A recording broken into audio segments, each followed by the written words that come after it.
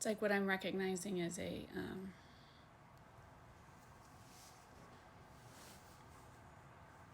a pattern that manifests as a vibe that's perceptible from different views or angles when you're observing the behaviors of a person this way.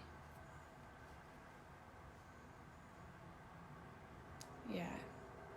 Jane Goodall passed away today, and I really don't know much about her besides the fact that she is the one who did the work with monkeys and was would that be an anthropologist? And I feel like that is how I've tried to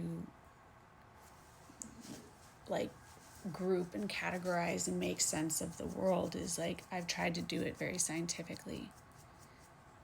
Because to me, science is the way to make it neutral. When there's a lot of like emotional noise overlaying things, like previously that is what made it so I couldn't see through it to the like patterns underneath. But then slowly I was able to like descend the layers and like see what each layer was created by in my own psyche, but like what it was a response to and what it did, like how it shaped my view of the story.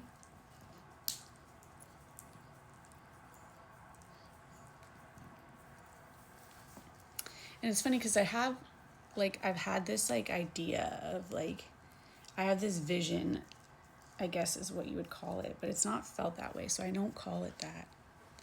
Like a lot of the stuff that's termed in like psychic ways like that, like, I don't know, it's just like, these are things that I thought about like that when I was like daydreaming, or I don't know.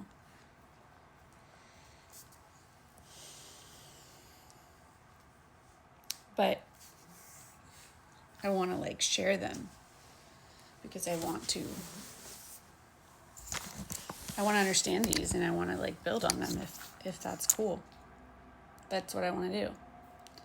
So this vision was of me like writing with a marker on paper, but like it was about the contact that the marker was making to the paper.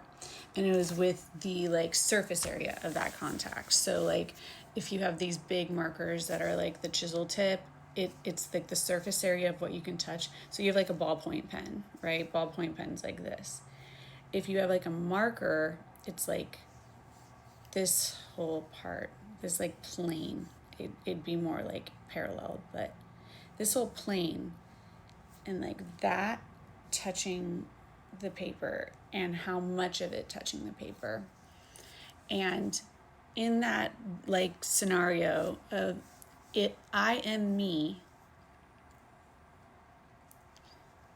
in that body moving the marker, but because I'm aware of the mechanics or like the visual or the physics, not the physics, but like what this looks like, what's going on underneath my marker, like what is happening to like make that noise, create that sensation of resistance, and like elicit a pressure from me, from my hand. This is all very, like, this is how my brain thinks. I'm just sharing that actually. My entire body being so like connected to what I'm doing that I feel in my body, like I feel what that contact being made is to the paper. And I feel it as like a sensation that's both like, I am making this happen. So there's like whatever sensations are like in my body. Maybe it's like a sense of like fullness, or maybe it's tension because my muscles are contracting.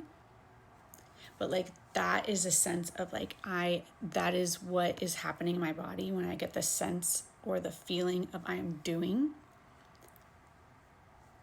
but my receiving has been very like, it was damaged, or I don't know how else to say it. I don't feel like it was damaged, but like, I don't know how else to describe the process I've been through in the past year to gain back sensation in my body. Like, I didn't have it. It was numb or in pain. I was very uncomfortable. And so I am now trying to give language, I guess. I guess that's what I'm doing. I'm trying to give language to these things in me that previously have not had that.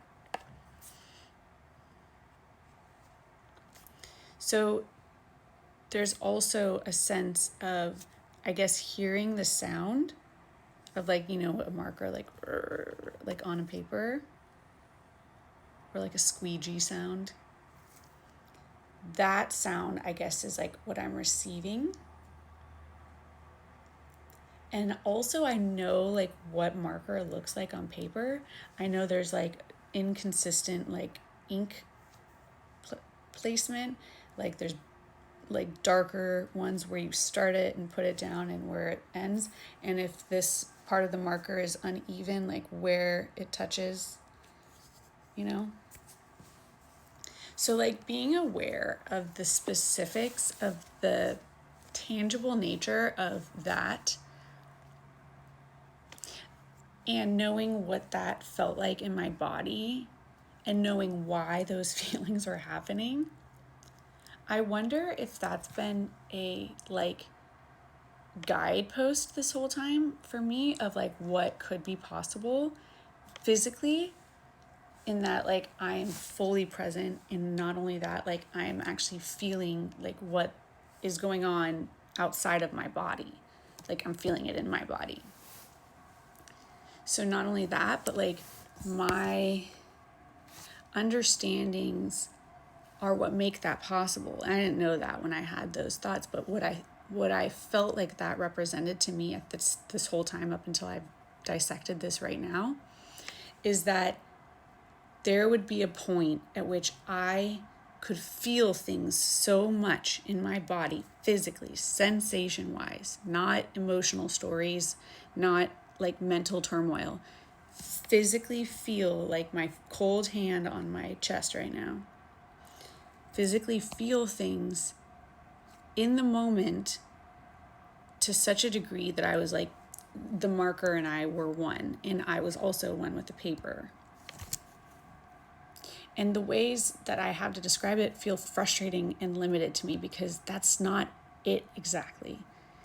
But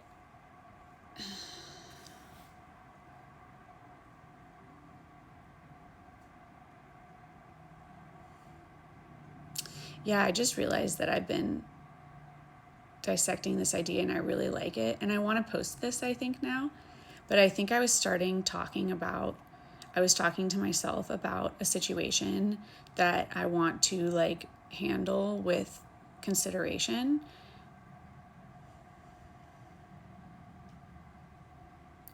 But I first want to remember to consider myself, because this is involving another person that is an ex of mine.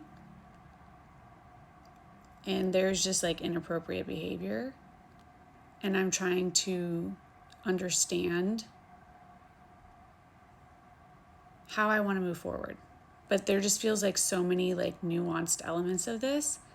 And when I get stuck in the nuances, I feel like now I have like a developed part of me that is like, hey, if we're getting stuck in the nuances, it probably means that there's like an overarching big idea that we can probably just default to for a minute until we don't need to get lost in the forest leading up to that big idea. And I'm really glad I found the words for this last night. Global processing, big picture, versus local processing, the details, and the why for me.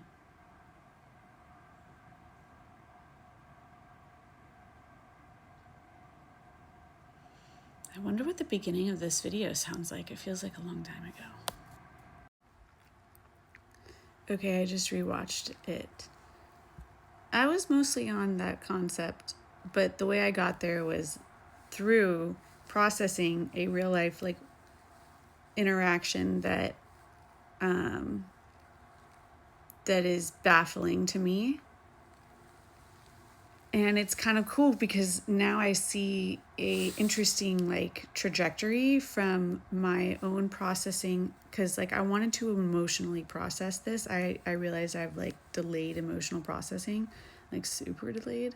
And now I'm just trying to be like active about it when I realize it. And this provides like a nice opportunity for that, because I'm not emotionally like overwhelmed by the situation, which like when there is a certain amount of like nuance, I feel like it usually correlates to like an intense emotional investment from me that I wasn't aware I had until I'm like in the pits of despair. But I was like trying to like get all my thoughts together about that, and in the process of brain dumping. And like this is what I talked about yesterday on my video, that like my videos of me talking and then like being able to watch them back, like my brain is literally having a conversation with itself. We're working this stuff out. But the idea of like finding a language for my inner world, that has been like a primary goal of mine and myself and the other versions of me this whole past year. And we are now just getting to a point where we get to start like actually like identifying and establishing this. It's my version of like, it's my synesthetic abilities, and I believe that we all are synesthetic, and that there are ways that we connect and associate different senses that we have in ways that no one else does. And like the way I'm able to describe it is one thing, but like the way I'm able to feel it and sense it and receive it is separate. And like if I have ways of receiving things that are your ways of receiving things, but maybe your ways of getting there are through a different set of protocol. Imagine like if we are robots, we are computers, which is like the easiest, most fun way for me to think about all this, truly, because I do feel like we are just squishy robots. That there are like these like crazy evolutionary things that we adapted to being alive, and our specific set of adaptations have had to be invisible to deal with the invisible emotional landscape that has not been described to us, has not been allowed in us, has not been like shown to us or allowed. Oh, I already said that. So what I term it emotional blindness. And that's like the kindest way that I can describe people that I'm estranged from, in a way that acknowledges what I've learned, and that like you can't do something you don't know how to do. You can't pick an option that has not been presented to you, that you're not even aware of its existence. But it doesn't change. Yeah. Nuance. Yeah. I hope I have more of these moments. I'm enjoying this like meandering through experience and sensation and what it means to relay that information to others in a way that is not just like, I don't care if you get it, but what I kind of care about is that you might like go and explore your own. Because like I want to know if you have like special powers that I could look for in myself. It's like life hacks, human hacks.